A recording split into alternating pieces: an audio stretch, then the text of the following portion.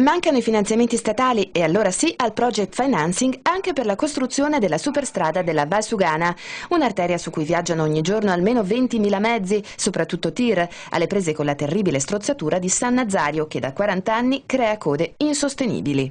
La nuova strada invece appendice della Pedemontana Veneta in via di realizzazione permetterebbe un collegamento veloce verso Trento e l'Europa. Il progetto preliminare c'è già, l'ha presentato alla Regione Veneto lo scorso 1° luglio una cordata di 4 società.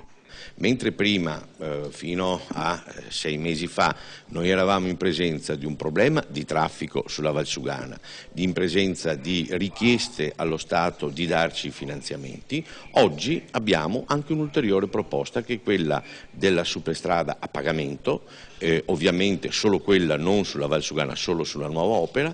La superstrada dunque lunga 18 km, di cui 2/3 di galleria, non sarebbe a pagamento, pagherebbe solo chi è già intenzionato a percorrere anche la Pedemontana. Ovviamente si tratta di una proposta e se ne verranno altre, anche dal resto d'Europa, la Regione le valuterà. Il termine ultimo per la partecipazione al bando è il 12 novembre.